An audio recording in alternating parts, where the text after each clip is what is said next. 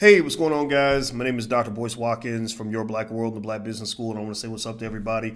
I want to say hello to everybody on Instagram. My Instagram is The Real Boyce Watkins, and I'll give you guys time to come into the chat as we get started.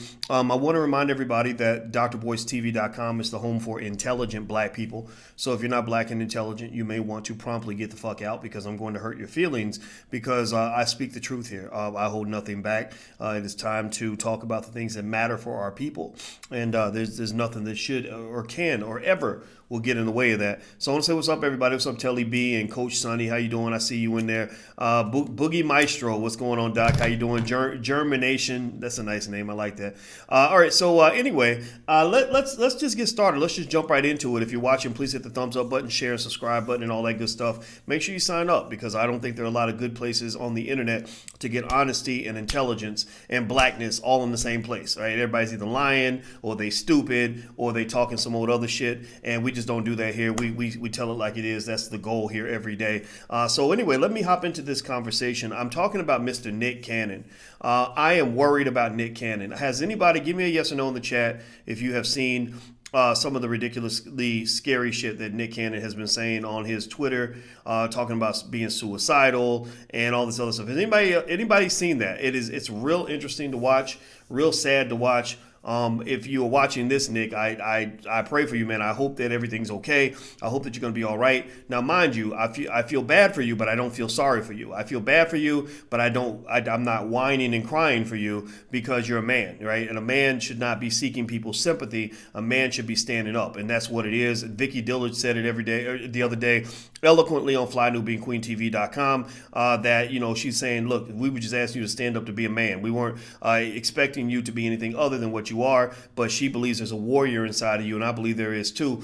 So let's not try, I hope this is not the case, that we're trying to sort of take legitimate criticism and fold into a victim so that people will stop criticizing you. That's not how you should confront a very serious situation that's right in front of your face. So let me just give you the background in terms of why I chose to talk about Nick today. I was reading on Nick's Twitter. I saw something where he tweeted. I'm gonna read the tweet to you so I can make sure I quote the brother accurately. This was right after his whole controversy over anti-Semitism, which nothing he said that I saw was anti-Semitic. Right now, we live in a world where censorship is real. Truth has become the new hate speech.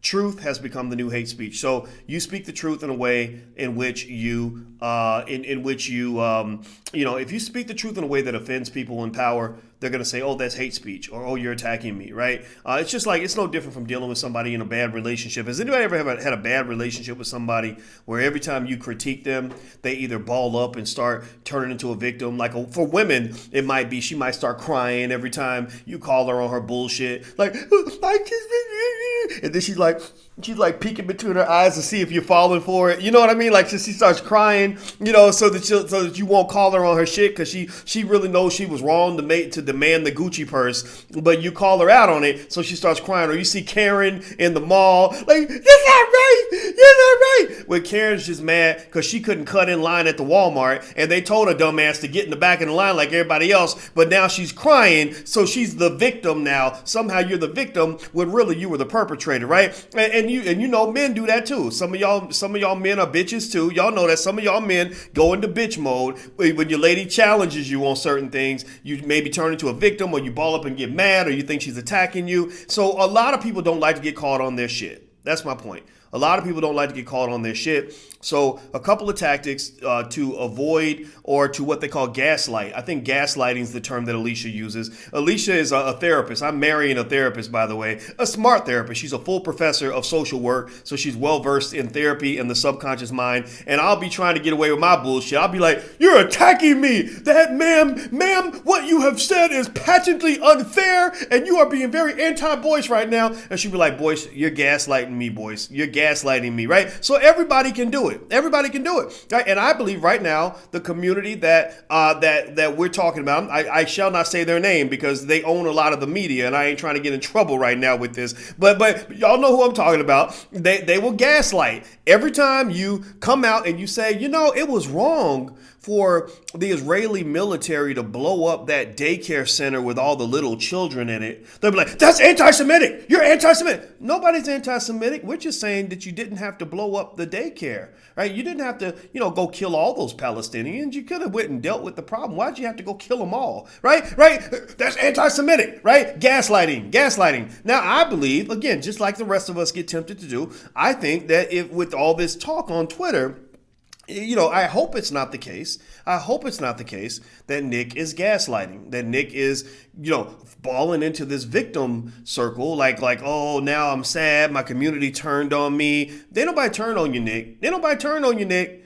People are just saying, hey, we're just demanding consistency here. We're like, hey, wait, people got excited. They said, oh, he's talking big shit and his bank account's matching, right? People got behind you, right? People got behind you and they're following you. And then next thing you know, you're driving the bus off the bridge. Right. Next thing you know, we think you're driving us off the plantation and you're pulling right up into Massa's driveway. Like, OK, kids, come on, get out. Let's go inside Massa's house. And we're like, you ever do that when your parents would tell you that you're going to like Disneyland or to Kings Island or to go swimming, and then they pull up at church or some shit, or you pull up somewhere where you don't want to go. You're going to grandma's house. I don't want to go to grandma's house right now. I thought we was going swimming. Right. That's what Nick did. With all his power and his powerful platform. Nick got the black community to get in the car with him. And then they said, okay, we trust you right now. We're letting you drive the car. We're letting you're driving us to the promised land. You're standing up like a man. You're being a great leader. We're going to ride in the car with you. And then you pulled up to Massa's house expecting us to all get out and go inside Massa's house. And we're like, no, we're not going inside Massa's house. Right. And so the community did not turn on Nick. Nick will always get love in the black community. Black people are loving human beings. We love everybody. Even y'all grew up learning how to love slave masters. Like, seriously, like that's how crazy half of us are, right? We love people like George Washington who wanted to lynch and kill and rape black women and chase black slaves down until they were dead, right? So we can love everybody, especially Nick Cannon, right? People are going to challenge Nick, but I don't think Nick's going to go places in the black community and not get love.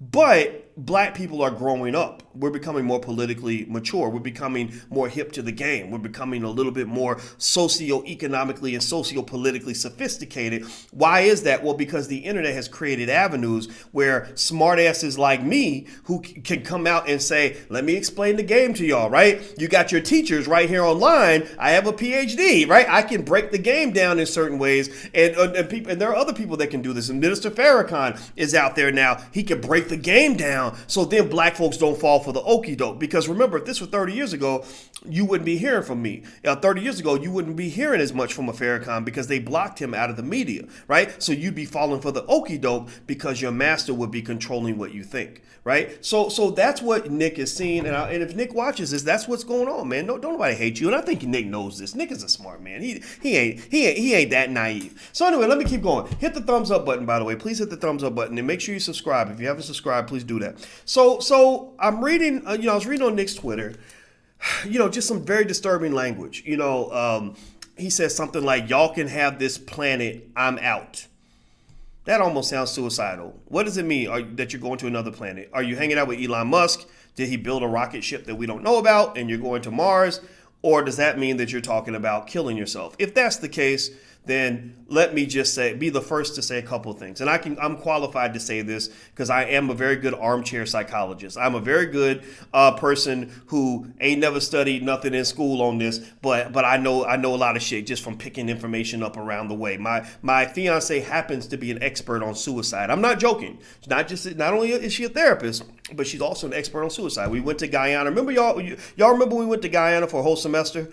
The reason we were in Guyana is because Guyana has had a suicide problem since Jim Jones got all the black people to drink the Kool-Aid back in the day. And they brought her to Guyana to help them deal with their suicide issue. So I have heard a lot about suicide. So let me tell you a couple little facts that I know about suicide. Number one, you shouldn't do it. Okay, we know, right? That's easy, right? It's a permanent solution to a temporary problem most of the time. Now, if you are suicidal, it could be partly genetic. A lot of us don't know that a lot of suicidal tendencies actually can be transferred from parent to child. So if you're feeling that ever, then just know, trust me. Do you trust me? Give me a yes or no in the chat if you at least trust some of what I'm saying. Do you trust me? Give me a yes or no. If you trust me, then please trust me when I say that those are not normal feelings. You should not be feeling that way. You need to go to see somebody so you can get some therapy and some medication and maybe some perspective so that you can see things in a way that is going to keep you from believing that ending your life is a solution to your problem. Okay, so that's what. So everybody's out here, and I say this with complete sincerity because I've had people email me and tell me that the one guy emailed me. I swear to God, he emailed me and told me that he was sitting on the toilet with a knife that he was about to stab in his stomach, and the phone dropped and my video started, and it happened to be a motivational conversation I was having, and he said that conversation kept him from killing himself. And I said, oh my God, I can't believe this happened. And that let me know that that the words we share are important and powerful, and I'm so appreciative to have the chance to save this young man's life. And I just want everybody out there to know, like, no matter what you're going through, no matter how dark the world seems, it ain't never as dark as you think it is, and you can come through this. Okay, so that's the first thing. So if Nick is feeling this way, if Nick is truly feeling suicidal, Twitter ain't the place to work it all out. Twitter is not a therapy platform. That is not a platform where you're supposed to just get it all out and let the whole world in on everything you're feeling deep down.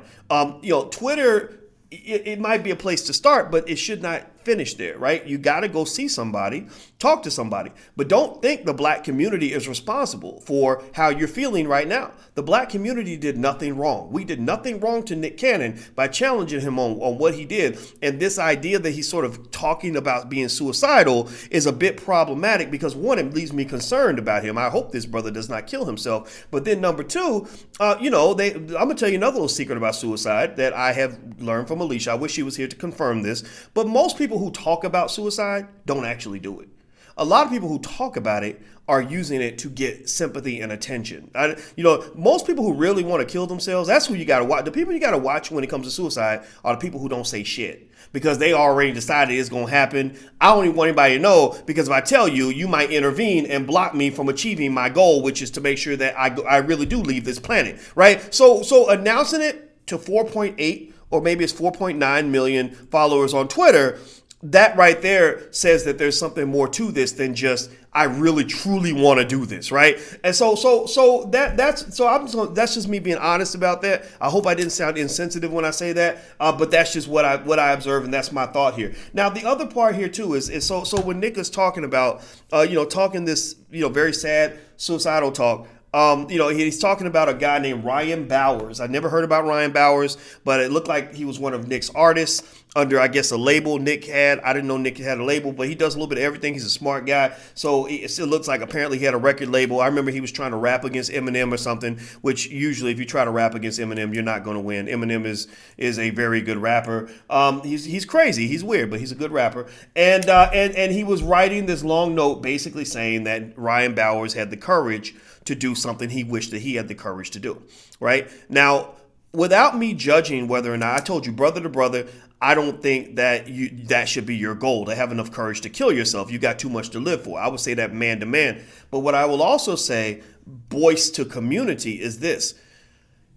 The fact that Nick is talking like this probably insinuates that, again, I did a video the other day on drboycetv.com explaining why your celebrities should not be your black leaders.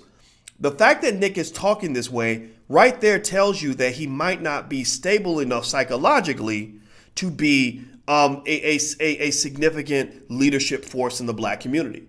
I know that you like you like black celebrities because they have big followers on Instagram. You like black celebrities because you've seen them on TV. You like black celebrities because they have big money. You like black celebrities because white people love them and they hate you. But I'm just telling you, most of these celebrities, unfortunately, many of them are just not in a place mentally where they are truly prepared to pay all the full prices that come with being truly black in America unapologetically all the time. Because I can tell you right now that when you start getting real black, blickety black on the black side every single day of the week consistently and twice on Sundays, white people will eventually start to hate you. well, not only will they start to hate you, but they will try to destroy you. They will seek and destroy. They will discredit you. They might even try to incarcerate you. They will definitely try to leave you broke. So the question becomes to me, if somebody tells me they want to be a leader, I'm looking at how sturdy are you as an individual? How solid are you in terms of your self-esteem? How comfortable are you with yourself? Can you get up tomorrow and realize that the whole world hates your guts and still be able to smile and look in the mirror and be happy with the person that you see? I don't know a lot of celebrities who are in that place. I definitely know that while if you look at the talk of great leaders in history, like Martin and Malcolm, for example, and many of the others, and Harriet Tubman, people like that, you saw that they were willing to die for what they believed in, right? But they weren't suicidal. They were even willing, some of them were willing to kill for what they believed in, but they weren't suicidal. So they might have been homicidal if necessary, but they weren't suicidal, right? So I think that at the end of the day, you know, the fact that he's speaking this way further confirms to me that he wasn't really about that. He wasn't ready for that life yet. I think that he can. And again, I go back to, I think that all this could have been avoided if he simply just not done that, not even went there in that conversation with Griff.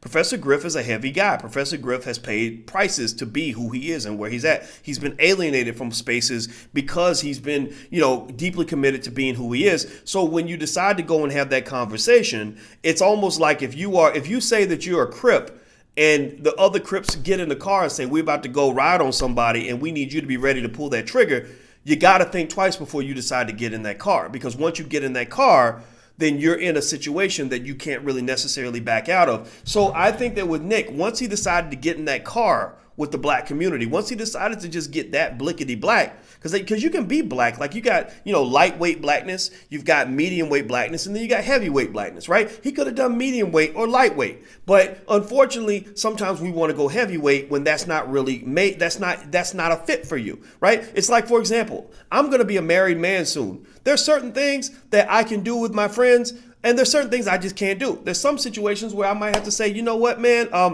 y'all going to go to the club. I got to go home, right? And it doesn't make me less of a man. It just means that I understand my lane and I know that the situations I want to be in and the ones I don't want to be in, the things I can do and the things I cannot do, right? So when you are married to the game, when you are married to Hollywood, when you're married to that community out there, out west, when you're married to that community that values things like LGBT rights over black people, when you're married to a community where drugs and orgies is kind of the way of life, right? When you're married to a community where saying things that are even remotely considered anti-Semitic will get you fired, you can't go into certain spaces in the black community and still maintain your connection to the original community to which you swore allegiance, right? So that's what I would say on Nick. The next thing I would say, two more points I want to make on this, because I come in here with a purpose to talk to you guys. I didn't come in here just to ramble. I saw Diddy sent Nick to Madonna's manager for advice or for counseling. Madonna's manager is a white guy. I think, he's of that community. You know what I'm talking about. I'm trying not to say it too much because I think Mark Zuckerberg owns Facebook and I don't want to piss nobody off. And that's where he got his counseling.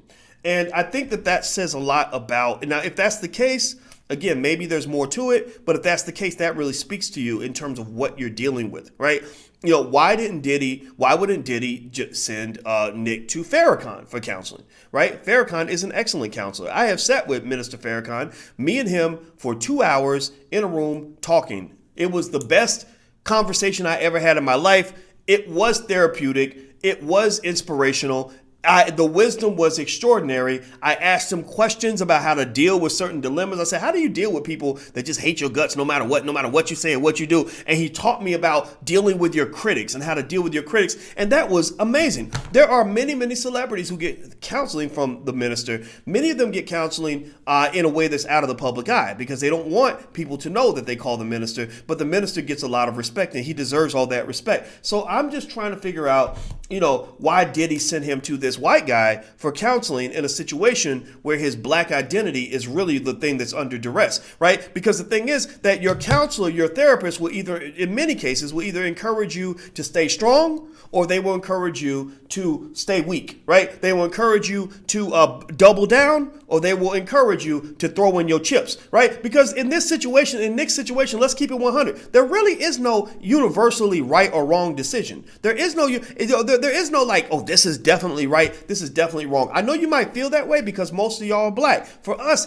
the decision's simple, right? We know what the decision should be. It's stay black all the time, blickety black, no matter what, right? But that's not the universally correct decision. Maybe, there are pros and cons to every decision, right? Being black comes with a huge cost. It comes with a huge price that you must pay, and you must be willing to pay that price. Some people are not. That's why they go in a different direction. But then, deciding to go and cater to Hollywood is going to be something that comes with rewards, but it's going to come with a cost, right? So I think that who you choose to get counseling from, who you choose to get your guidance from, says a lot about your initial proclivities in the first place. What do I mean by that? How I go about solving a problem speaks a lot about what my solution's gonna be from the jump. So for example, if you give me the same damn situation, you tell me a little kid is being beaten up at school every day, and you say, well, how should you solve that problem? And let's say one person is a liberal, the other one's a conservative, right? Well, maybe the liberal has one solution and the conservative has a different solution, right? Doesn't mean the solutions are bad, or good. It just means that they're different. They're coming from different perspectives. So the perspective by which I choose to solve a problem speaks volumes about what my ultimate solution is going to be. Right. So if Nick is going to get counseling from people who tell him that, yes, absolutely, Nick, that was anti-Semitic. Yeah, Nick, I think the best route is to apologize. Yeah, Nick, that money's more important than anything else in the world. Ain't none of these Negroes going to pay your bills. Then that's going to cause him to go further in that direction, because Nick is a guy who, like many of us, is conflicted. He's got the devil and the angel on his shoulder. Right. So you think about a man. Imagine a man who's got the devil and the angel on his shoulder. Right. He's got his woman on this side, and that's telling him to be a good boy and to not do anything that he's not supposed to do. Then he's got the devil on the other side that's saying, there's this pretty girl over here and you can go do this and nobody will know, or whatever, right? So if he has a friend who's a married man who says, hey man, I know it's tempting, I understand it, but that's not going to really benefit your relationship, so you need to go in that direction, right? But then he might have another friend who tells him something completely different. That's why the types of friends you choose to have in your circle will determine which side of you will emerge, right? If I'm hanging around my ratchet friends, the ratchet voice might come out. If I'm hanging around my intelligent friends, the intelligent voice might come out, right? So for Nick, he's got all kinds of friends. He's got his blickety black friends on this side, and he's got his maybe white Jewish friends or Hollywood friends on the other side. Who he chooses to listen to is going to determine how he chooses to proceed from this point on. So a lot of times the reason you lose your black men when they go to Hollywood or they go to the NBA or the NFL is because they end up being surrounded by people who are pulling a different side of them out that isn't beneficial to the black community. So look at an NBA player. He's a black man. He's growing up in the hood. He's super black. He's all about black people, black pride, black this, black that. Then suddenly he's drafted by the Boston Celtics. And then he meets Becky, at an NBA function. So he gets this white wife, and then his agent and his manager are two little, Jewish guys that went to Harvard, right? And then his coach is a white guy, and the media is white. And suddenly he's surrounded by all this whiteness that's going to shape his point of view. That's going to shape what his decisions are going to be. And then next thing you know, you talk to him and it's like talking to a fucking alien because he's literally been on another planet. So part of this is my point to you, because this is about you. This ain't really about me. It ain't about Nick. It ain't about none of that. It's really more so about you.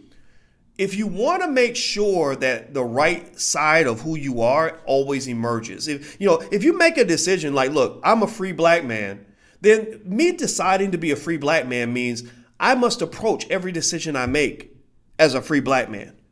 Me deciding to be a free black man means that before decisions are made, I must make a choice that the people that I even seek counsel from are going to be other free black people. If I'm not going to go to a slave to learn how to be better at being free, because if I'm a free man who's listening to slaves, then I'm going to be conflicted, confused, all over the place, looking crazy, because I'm not going to be able to maintain a consistent standard. Right. So I would almost say to Nick, like, choose who the fuck you are, man. Seriously, what are you gonna be? What you can't be everything to everybody. You can't. What are you gonna be? Pick a side, pick a version of Nick Cannon that you believe in the most, and double down on that shit and marry that life and be that guy all the time and stick with it. That's the key thing. I don't really care what kind of person you are at the end of the day, one way or the other. I don't care what your views are. I'm a big believer in freedom of speech, by the way. I think all this censorship is going to come back to bite us in the ass. Just be clear. This talk about, well, we want to stop hate speech. Guess what? Next thing you know, they'll be shutting your ass down for hate speech too, because you simply pointed out something that was true. So do not go along. If you want my 2 cents, I will tell you this. I'm not going to tell you what to do. I'm going to tell you what I'm doing. I don't support any sort of censorship whatsoever. If somebody wants to call me the N-word, then guess what? You call me the N-word, I'm going to call you a cracker, right? You say something derogatory about black people, I'm going to say something derogatory about you. I'm not going to fold up into a whining little bitch and start crying and say, oh my God, you called me the N-word, it hurt my feelings, it's just not right. I'm not built that way. I don't think a competitor is built that way, because what happens is that when you start allowing people to censor your enemies, eventually they will start censoring you too. Be clear about that. So here's one last point I want to make about Hollywood. This is one thing that came to mind when I was looking at what Nick is going through. And again, I want to make it 100% clear. I wish him well. I hope he's okay. If anybody knows Nick, tell him Boyce Watkins is not his enemy. If he ever called me on the phone, I would talk to him with love and respect, and I would not in any way bash him on any level. I do not think Nick is a bad guy. I just don't like his decision. Right now it's really me talking to a little brother and saying, come on, man, grow some nuts, man. Like get you reattach your balls, man. We need you with your balls intact, right? So that's what I would do. That's the most pressure I put on me. It wouldn't be to say he's a bad person. But the last point I'll make is this: Has anybody else noticed how many black men go to Hollywood and end up going crazy? You know, when Nick was talking suicidal, that's what came to mind. I started thinking about all the black men I've seen go to LA. You know, remember, you've been dreaming about this. You've been dreaming about being a star. Everybody grows up wanting to be famous and all that. They go to Hollywood and they lose their damn mind. I'm thinking about Martin Lawrence. Remember when Martin Lawrence was running up and down the street butt naked, cussing people out, holding a gun or something crazy, right? I'm thinking about Dave Chappelle, who, you know, just walked away from $50 million because they were driving him crazy.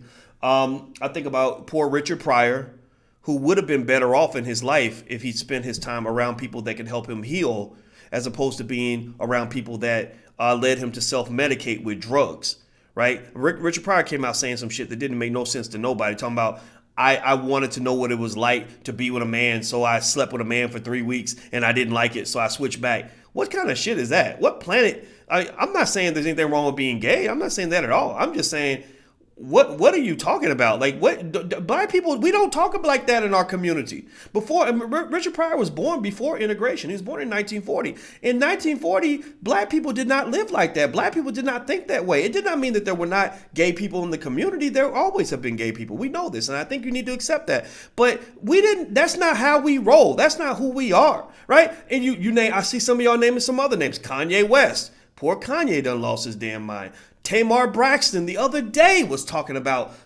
being suicidal. Poor Michael Jackson. He wasn't quite right when he left the earth. Whitney Houston in the drugs and all that stuff. Malik Yoba. There's another name. Who else?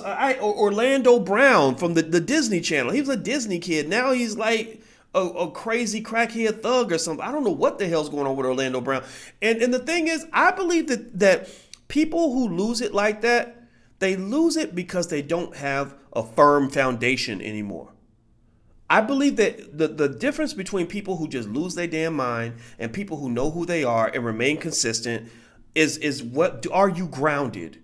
Do you have a foundation that you can reattach to so that you're not going all over the place? Because think about it, a leaf is lightweight. A leaf will blow whichever way the wind blows, right? It could end up over here, it could end up over there, it could go whatever, right? So when you're trying to be popular and trying to be loved by everybody, you become like a leaf. You're just blowing over here. The wind's blowing east, you're east. If the wind's blowing west, you're going blowing west. So you're feeling good because you feel like you're connected. You're the popular kid, but really you're being a little bit schizophrenic, right? But I never wanted to be a leaf. I wanted to be a rock. Right? A rock is heavy. It's in the ground, 2, 3, 4 inches. No matter how hard the wind blows, the rock will never move. Right? And I believe that in our community, we raise too many leaves. We have too many black people that don't want to be black. We have too many children that are raised as white supremacists. They are raised going to school every day, studying about how wonderful white people are and how ignorant black people are, right? Your whole history is you started as a slave and then there was Martin Luther King and now you're free, right? That's all you learn. And they never learn anything great about being who they are, about being black, and about being sort of sturdy and committed to who they are. They spend all their time trying to get out of the hood. They spend all their time trying to go work for white people. They spend all their time trying to be around anybody other than themselves and each other, right? And they become like leaves. They just float around everywhere. And next thing you know, they can't take it. They're going crazy because they're getting in these spaces where they think white people are going to start being nice to them. And then they start getting treated like a nigga. And then they can't take it. And they lose their mind. Has anybody ever seen a black person go crazy over racism? Like racism on the job, where they can't take it. The microaggressions are just so much that they just get tired of paying the price and they start drinking and maybe they start getting into drugs or maybe they need a therapist now because they can't handle racism. Racism will drive you insane. That's what I'm saying. Racism will literally have you certifiably insane, like on medication, because they will just tear away at you until there's nothing left. You literally don't have a soul, right? And so to me, the difference, here's the difference. Here's how you can protect your children from this. Very basic. Raise your kids with a firm foundation in terms of who they are. You are a young black man. That means you were born in the sweet spot of society. You are not meant to be a nomad. You don't have to go somewhere else in order for you to become somebody. Right? We're not doing the default case in this house that you're just born a Negro until a white man makes you something special, until they start decorating you with accolades and labels and you're wearing Gucci. And now I'm somebody because I'm wearing Gucci and I went to Harvard and I work at IBM, right? Label, right? I won a Grammy or an Oscar. Label. I need you to label me in order for me to feel like I'm somebody. And if I don't have these labels, I feel naked and I feel worthless. No, I think the opposite should be true.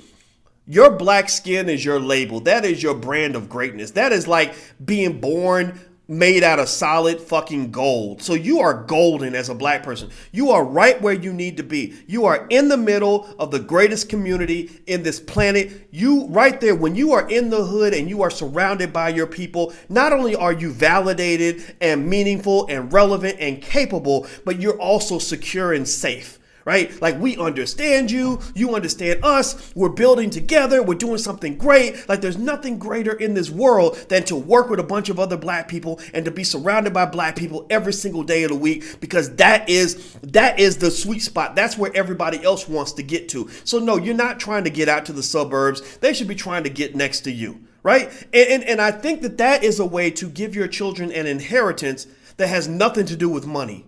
Right? You're giving them an inheritance that has nothing to do with how many digits are in their bank account. The inheritance you give them is the greatness that comes with being black. And if a child grows up with that, like if they grow up with that beautiful inheritance that says, I ain't got to go nowhere to be somebody. I already am somebody. I ain't got to please or impress nobody to be somebody. I am somebody because I'm black. I don't need your validations. You can keep your awards. I don't even care enough about you to even criticize you because I already know that I'm in the place to be, right? I don't want to go mainstream because I am the stream. I've carved out the stream. This is my stream, right? And I'm telling you this, I'm telling you the joy of this because this is what I feel every day. This is what I feel every day. And it took time for me to get there because I too was born a slave like many of you. I too was born as a white supremacist. I was a little black boy in Kentucky. I left Kentucky at the age of 18 for the same reasons Muhammad Ali left at the age of 18. I said, I got to get out of here. This is too much. I can't take take this racism. It's driving me crazy.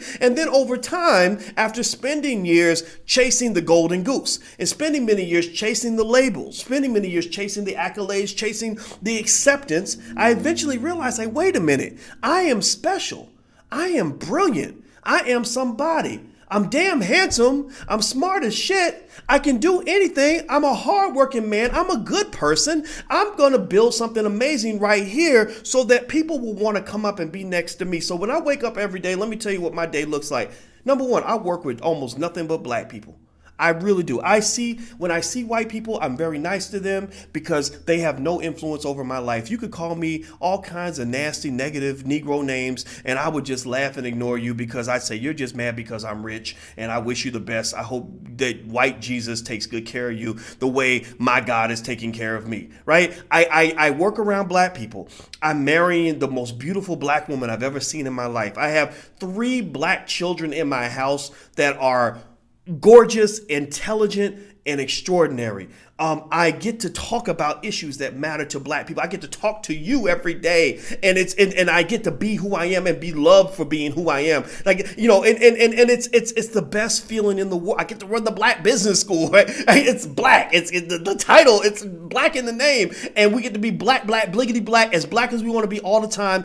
And it is the most comfortable place in the universe. Right. And so what I really want for you and your children and your grandchildren is I want you to feel the same joy that I feel every day, to say life is a blessing, man, because I am surrounded by everything that makes black amazing, wonderful, and beautiful. I get to live in the inheritance and the extraordinary wealth that my ancestors left me. And I'm not talking about financial wealth. They left me a set of abilities that literally make me feel like I am better than everybody else. That we as a community are better than and I'm kind of like, man, like, I don't really care about integration. I honestly believe black people are built for domination. In fact, I thought about this and I said, gosh, I don't really know how to talk to white people about racism and exclusion and not integration, but also inclusion and all that, because I don't really want inclusion, because I actually want domination. Like, I really believe that I'm the Negro you should have oppressed. Like, I understand why you wanted to abort me, because I'm a bad motherfucker, right? And I'm raising a whole lot of bad motherfuckers. Like, a lot of people are listening to me now, and you can't tell me that if you've been listening to me for more than 6 weeks that you're not feeling at least 20% stronger than you were when we first met, right? So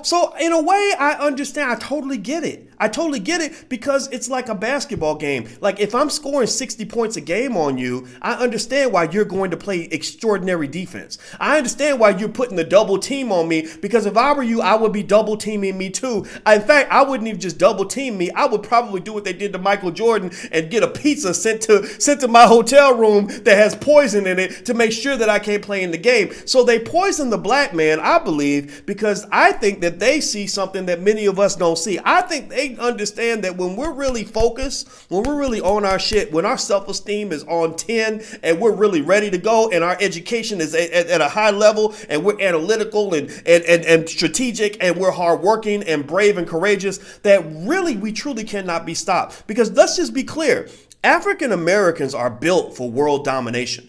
And I don't care what anybody says. It probably sounds so politically incorrect to say this because everybody's on this equality tip. I don't believe in equality that much, honestly. Think about this. I went to Ghana. I'm going to say this, I'm going to be done. I went to Ghana and I sat in the slave dungeon, right? And the slave dungeon is a horribly sad and depressing experience. I was there, and the rapper T.I. was there, as well as some other people. And they were showing us around this the slave dungeon, and it was very sad. And it's very dark, and the floor is several inches thick, because they said that is the hardened feces of the slaves that were kept in these dungeons. That's how terrible it was. They had to live in their own feces for weeks and months at a time. Extreme heat. They turned the lights out so we could feel what they felt. It was the most terrible feeling in the world. And I felt for a minute. I felt what everybody else felt. I felt extreme sadness. For my ancestors that had to go through that. I really did. I felt anger at the people who did this to us, right? And I felt determination that I would never allow this to happen again, because I was seeing the ugliness of the human spirit, the ugliness of what one man will do to another man and his family if you allow that man to dominate you, right? But then I also felt this extraordinary power because I said, oh my God, I'm a descendant of the people who survived this. Like, my ancestors were here and they still made it through, right? And then they made it through the Middle Passage. And then they made it through 250 years of the most brutal slavery known to man. You can't tell me that I'm not built for domination. You can't tell me that I'm not part of what could be defined as a super species, right? When you think about everything we've overcome and what we went through and how we got to where we are, how could you not conclude that black people are ordained to do something that will allow us to eventually inherit the earth? Like, seriously, like we have something, we got the secret sauce, man. You know, so I'm just telling you, at the end of the day, like, embrace who you are, embrace your greatness, embrace your possibilities, because can't nothing stop us. Can't nothing stop. Even we can't stop ourselves. We are so great that even we can't stop us. Right. So that's all I got to say. I appreciate y'all listening. And again, I know we started off talking about Nick Cannon and I went to a different place, but that's what it was. Again, that black greatness came out and it just took me over here. So I had to talk about it. And I hope that you get what I'm saying. I hope that you believe at least some of what I'm saying. I ain't got to be right about everything, but hopefully what I said helped you in your own journey, because I know that everybody's going through it. And I encourage you to realize that there is nothing that can happen that is the worst thing that can happen to you. Like, there's nothing that can happen that is the worst thing that could ever happen, right? So no matter what it is, no matter what abyss you're facing, no matter what darkness you're facing, if you face it with determination, strength, and commitment and focus, and you just push through that shit, it's going to make you stronger than you were before. It happens 99 times out of 100. I guarantee it. Don't let it break you down. Don't let it kill you, because you're meant to be great. All right, guys, I'm going to go. Thank you for listening. Please take a second. Subscribe to drboycetv.com if you haven't done that yet. Also, this week, some of you are having trouble with homeschooling. In the Black Business School, we're offering free homeschool training sessions every Thursday at noon. No Malanga Mushali Moses is doing it. Somebody please type in the URL so others can see it. It is to register. You can go to theblackHomeschoolNetwork.com. That's theblackHomeschoolNetwork.com. theblackHomeschoolNetwork.com. Number 2, we're having Black Movie Night on the 23rd. We're building a black movie industry by supporting black filmmakers. It is totally free. You can go to the next movie. We're going to show Black Friday, which is a great movie by Rick Mathis. David Banner's in it. Chuck D's in it. I'm in it. Les Brown is in it. I think one of the Judge Hatchett is in it. A lot of great people in it. So if you want to join us at Black Movie Night Thursday night at 8 o'clock, go to blackmovienight.net, not .com. That's blackmovienight.net. Also, last but not least, if you're interested in learning how to trade stock options, you know, in the Black Business School, we have a stock options investing masterclass. So feel free to go to drboycemasterclass.com. That's drboycemasterclass.com. So feel free to check out that as well. So that's what we got going on. Thank you guys for listening. It was real. I hope you have a good day, and I'll see you soon. Take care. Peace.